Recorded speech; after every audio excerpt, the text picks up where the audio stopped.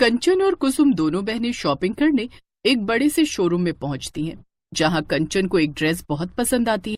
मुझे तो ये वाली ड्रेस पसंद आई है, मैं तो यही लूंगी। लेकिन कंचन, इसका प्राइस तो देख, पूरे 20,000 की है। हाँ तो क्या हुआ, सेठ की बेटियां हैं।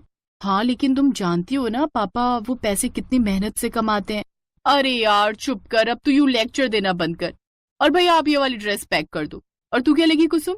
दीदी मुझे तो ये वाला सूट पसंद है, सिर्फ 1,000 रुपए का। तू भी ना सच में बड़ी ही कंजूस है। भैया ये सूट भी पैक कर दो। अच्छा चल अब जल्दी से फिल्म देखने चलते हैं, नहीं तो पिक्चर निकल जाएगी। हाँ हाँ चल, लेकिन शाम होने से पहले हमें घर पहुंचना है, माँ की रसोई में मदद करनी है। हे भगवान, इस लड़की को भी ना बिल्कुल भी लाइफ जीनी नहीं आती। अरे बाहर आई है तो अब घूम फिर एंजॉय कर, यहाँ भी रसोई की ही पड़ी हुई है। चल अब। सेठ कांतीलाल की 2 बेटियां थी, बड़ी बेटी कंचन और छोटी कुसुम। दोनों थीं तो सगी बहनें, लेकिन दोनों के स्वभाव में जमीन आसमान का अंतर था। कुसुम जहां मेहनती और समझदार थी, तो वहीं कंचन अपनी शर्तों पर जीने वाली लड़की थी। उसके लिए पैसा, ऐशो आराम ही सब कुछ था। जबकि कुसुम दुर्गा माँ की भक्त थी। वो हर सुबह जल्दी उठकर दुर्गा माँ की पूजा करती और नवरात्रों में तो पूरे 9 दिन के व्रत रखकर दुर्गा माँ की भक्ति करती।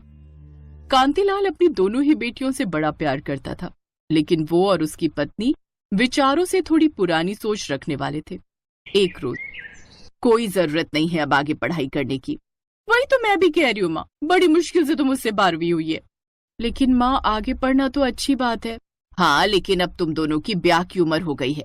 जानती हो ना, गांव में लोग लड़कियों को 10वीं भी बड़ी मुश्किल से करवाते हैं। हमने तो तब भी तुम दोनों को इतना पढ़ा दिया।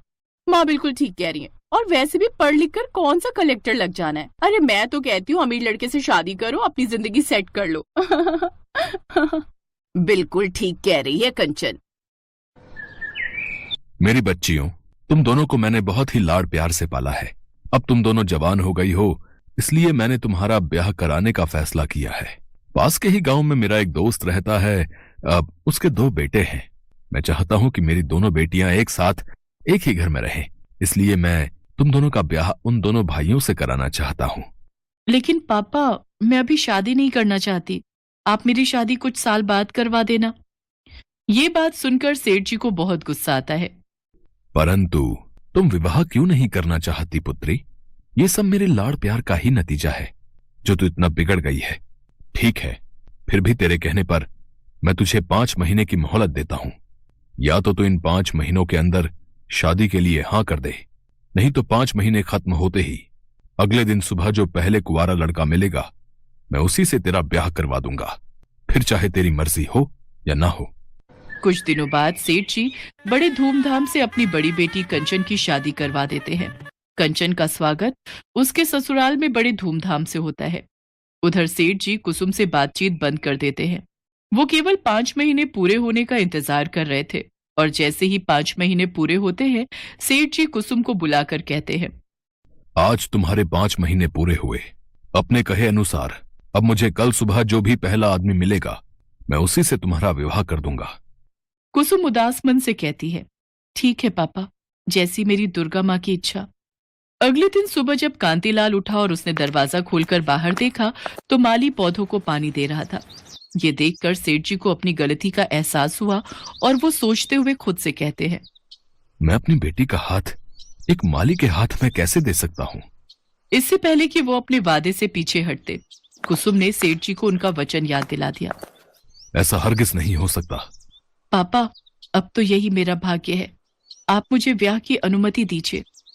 अगर तूने अपनी हट नहीं छोड़ी तो इस घर के दरवाजे हमेशा हमेशा के लिए तेरे लिए बंद हो जाएंगे। लेकिन कुसुम मन ही मन उसको अपना पति मान चुकी थी, और अपने घर वालों की मर्जी के खिलाफ जाकर उससे विवाह कर लेती है, और माली, जिसका नाम मोहन होता है, उसके साथ उसकी झोपड़ी में जाकर रहने लगती है। एक दिन कुसुम सब्जी लेने बाजार जा रही होती है। तभी वहां से कंचन अपनी कार से गुजरती है, और वो गाड़ी रोककर कुसुम से कहती है, अरे सुनो कुसुम, तुम वो जरा अपने पति को मेरे घर काम पर भेज देना। वो क्या है ना, मेरे बाग बगीचे सूख रहे हैं। आप कैसी हो दीदी? मैं ठीक हूँ, लेकिन प्लीज मुझे दीदी मत कहो, तुम एक नौकर की बीवी हो। अगर किसी ने सुन लिया तो मेरी क्या इज्जत रह जाएगी। ठीक है दीदी, लेकिन मेरे पति आपके घर पर काम करने नहीं आएंगे। वो तो आप पिताजी के घर पर भी काम नहीं करते। अरे मेरे यहाँ काम करने पर मैं उसको मोटी रकम दूंगी। दीदी, बात पैसों की नहीं बल्कि मेरे पति के आत्मसम्मान की है। इसके बाद कंचन गुस्से में वहां से चली जाती है। कुछ दिनों बाद नवरात्रि का त्योहार आता है। दोनों बहनें सभी नवरात्रे रखती हैं और पूरे विधि विधान से हर रोज माँ दुर्गा की पूजा करती हैं।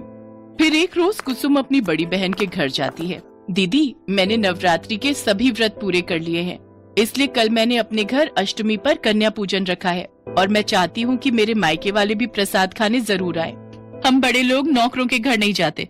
और हाँ, भूल गई क्या, मैंने तुम्हें कहा था ना, मुझे दीदी मत कहा करो। कुसुम दुखी मन से वहाँ से चली जाती है।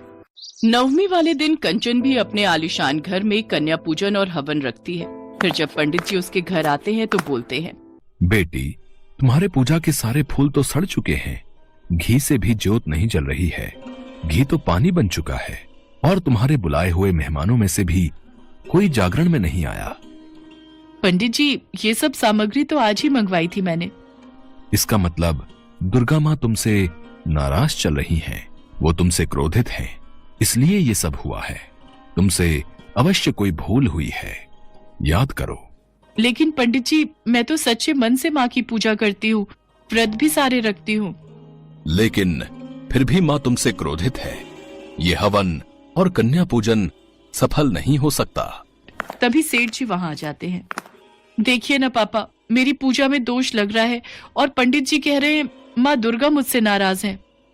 बेटी, तूने और मैंने एक ही पाप किया है, उनकी सबसे बड़ी भक्त कुसुम का तिरस्कार करके, उसके घर कन्या पूजन में ना जाके और माता रानी का प्रसाद ना खाकर। जब से कुसुम गई है मेरी दुकान भी बंद हो गई है और मैं भी निर्धन हो गया हूं। लगता है ये सब हमारी ही करनी का फल है जो माँ हमसे नाराज हो गई हैं। कंचन ये सब सुनकर रोने लगती है और फिर अपने माता पिता के साथ कुसुम के घर जाती है और उससे माफी मांगती है। आप एक नौकर की बीवी से माफी मांग रही हैं, इससे तो आपके सम्मान को ठेस पहुंचेगी। अब बस भी करो मेरी बहन, मुझे माफ कर दो, मुझसे गलती होगी जो मैंने तुम्हारा अपमान किया। इसके बाद कुसुम कंचन को माफ कर देती है और दोनों बहनें मिलकर कंचन के घर जाती हैं। दोनों बहनें मिलकर हवन और कन्या पूजन करवाती हैं और दुर्गा माँ की कृपा से कुसुम का घर भी धन धान्य से भर जाता है। सभी अपने अपने घरों में खुशी खुशी रहते हैं